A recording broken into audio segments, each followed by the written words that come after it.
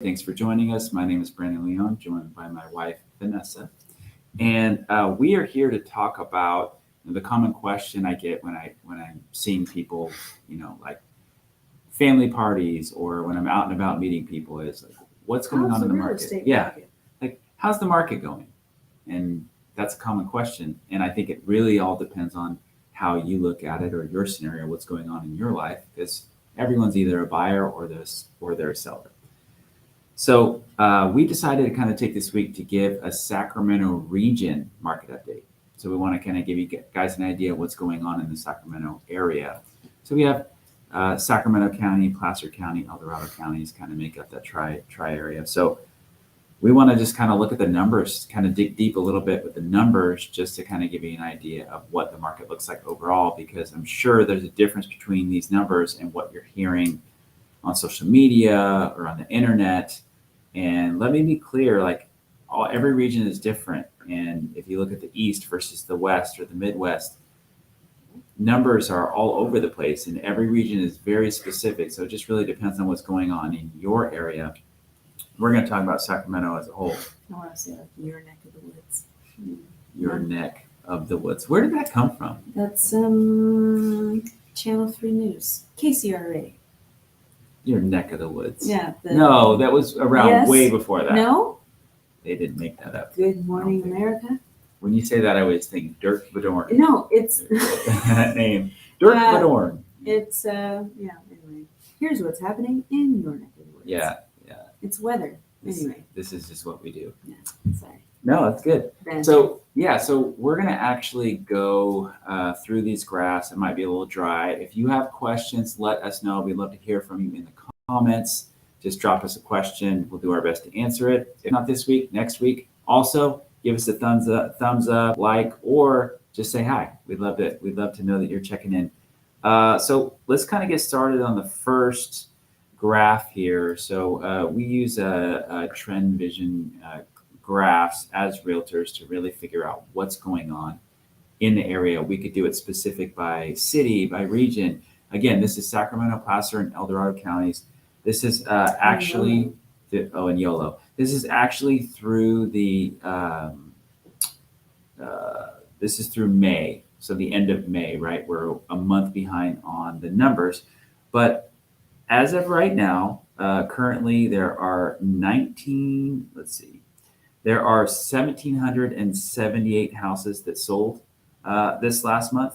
There are currently 1,970 available, 79 available for sale, and 1,960 that are pending, which means they're in contract. The buyer and seller have agreed. When we look at this graph, there's a lot there, and there's a lot of numbers, of course, but when we look at it, we're looking every single month, and it's really cool to see that the number of pendings. So this is a good way for us to see where the market's headed. Pending in contract homes that are no longer available on the market but pending, have gone up 5 months in a row, which is stellar. That's a healthy market. That means that every single month we're seeing more and more pending sales, which is going to help the number of homes that we sell go up, because numbers have been down a little bit. But if you look at this time last year, which is kind of crazy, we had 2,255 houses available. So we have about 21% less houses sell, less homes sell this year than last year. So, and last year we had 43% more inventory. So we had like over 3,400 homes on the market. So way less inventory and still not as big of a difference of houses selling. So the houses that are listed are going really quickly. And you guys probably have heard, like, we do have a deficit. We are in a, we just don't have enough inventory. There's not enough homes available for buyers, which makes it tough. And so when houses hit the market, if they're priced right, if they're in good condition, they're selling quickly. So when I'm looking at the numbers, I feel like we're doing a lot more with the little that we have. Even though the interest rates are high, that's just what it is. But we are seeing the market trending upward, in that we really need some more listings to see. But even if the light listings, we're seeing numbers go up. So if you have any questions about that, reach out. Our next graph we're going to go through is the average price per square foot. So Average price per square foot is pretty simple. You take the sales price, divide it by the actual square footage, and you get, hey, what is the price per square foot this house sold for? We used to do this a lot more, and I think a lot of people still kind of base a lot of their pricing off of price per square foot. But it's not as commonly used anymore because you have so many unique neighborhoods now. The difference is you have a new neighborhood right next to an old neighborhood. You have some neighborhoods that are established that are priced like Land Park that in Sacramento that are priced a little bit different than other neighborhoods.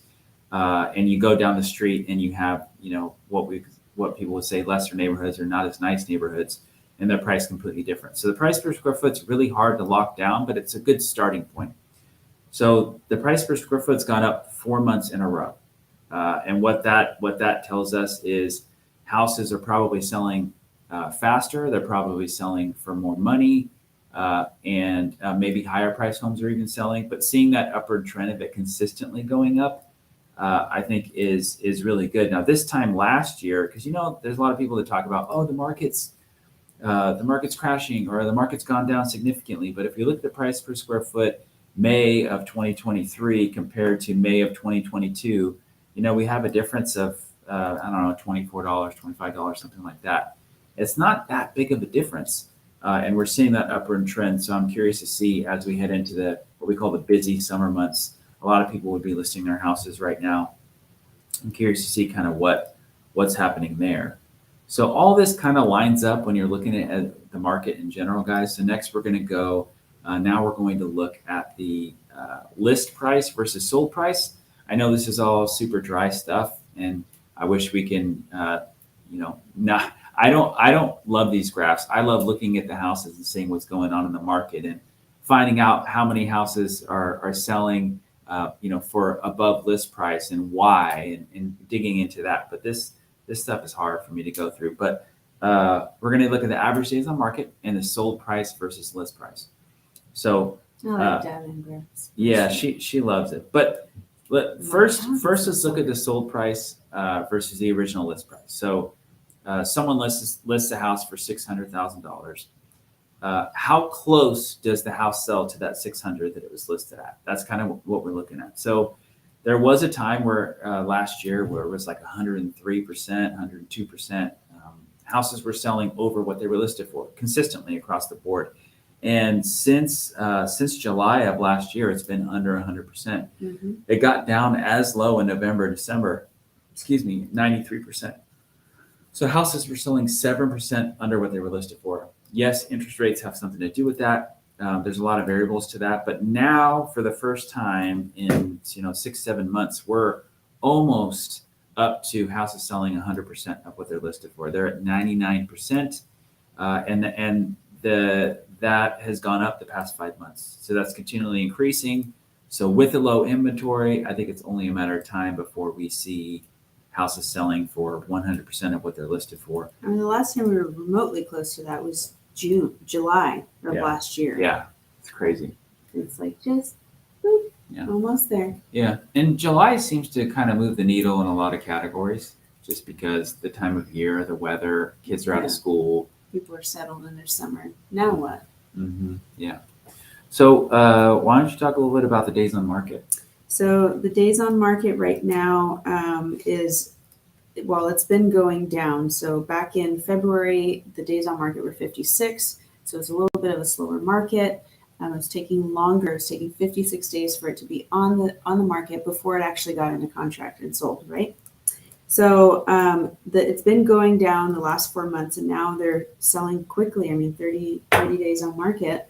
And the last time we've been even close to that was August of last year. So it is looking like it's wanting to mirror last year, and last year was not terrible. So last year was a very solid market. It's around July. Now keep in mind, guys, this time last year, July 5th is when the interest rates went up 1%. I mean, when they skyrocketed in that early or first couple weeks in July, when things really changed, that's when the market shifted, and you really start to see it went from 22 to 29 to 35 to 39, and the days on market just kept going up because the interest rates kept climbing. There's a lot of uncertainty there, and so we're going to watch these days on market. And if the interest rates go down, there's been some speculation. Inflation is now more like this, even. And as we start to see that, maybe interest rates come down. If interest rates come down, the days on market's going to be even less.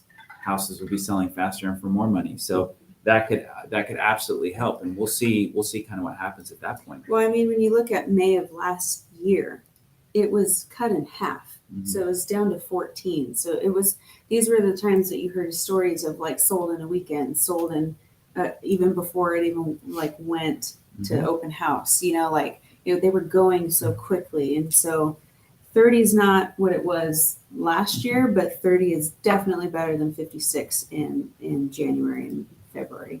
Absolutely. And one thing to keep in mind is we're looking the days on market, here at the end of May, beginning of June, we're looking at 30 days. That's every house, right? So some houses are going to take longer to sell than others. We just listed a house in Antelope, 1,500 square feet with a pool. We had eight offers sold in a weekend. So it does happen. Yeah, it's really going to depend on the price, the condition, the location of the house.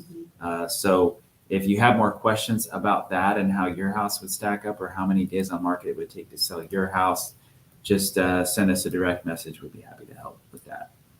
Well, I think you had a good point in that it really does depend on what price range you're looking at, what areas, because when we look at this next graph, we see this huge spike in numbers. So what we're looking at is the sold price, the average sold price versus the average for sale price. So when you look at the green line and it's talking about the average for sale price, it's an active listing that's out there right now, and that's what it's listed for. You look at April to May, and there's a 34% jump.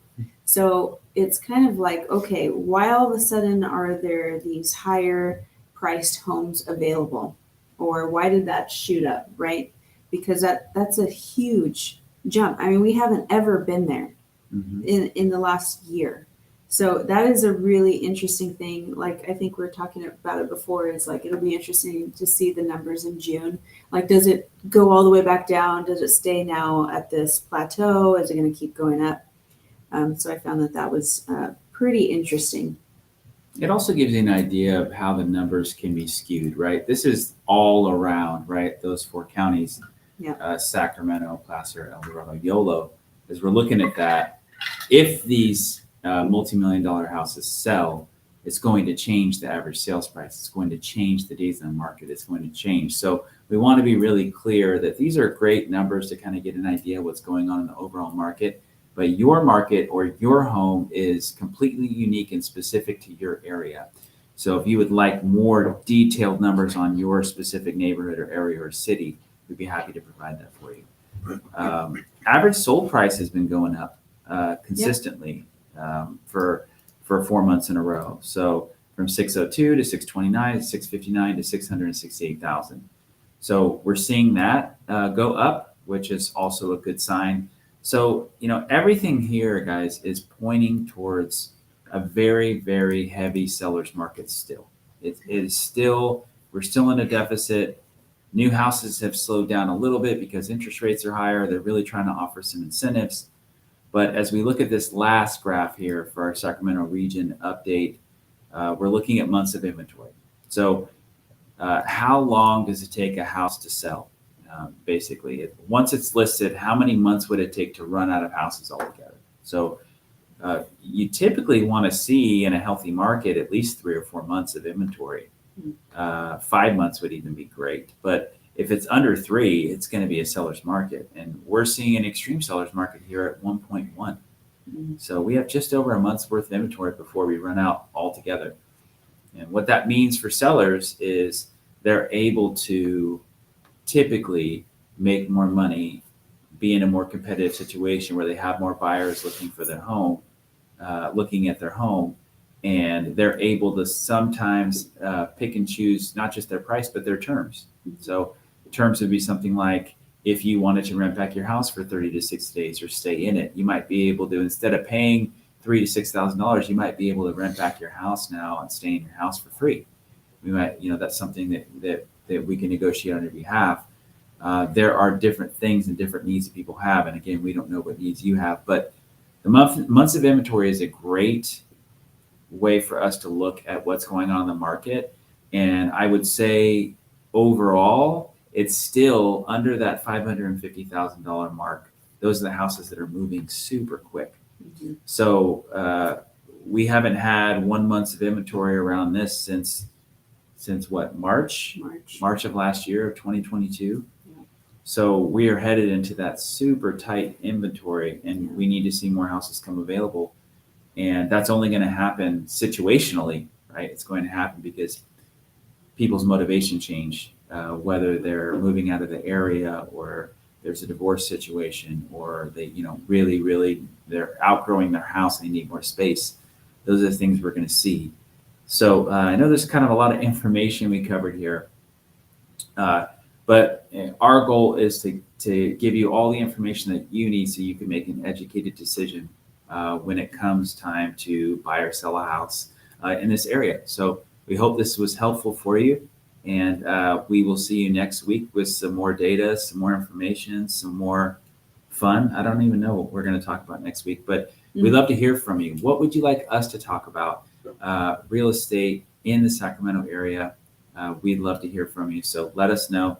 Shoot us a direct message, and we will see you next Wednesday at 1 p.m.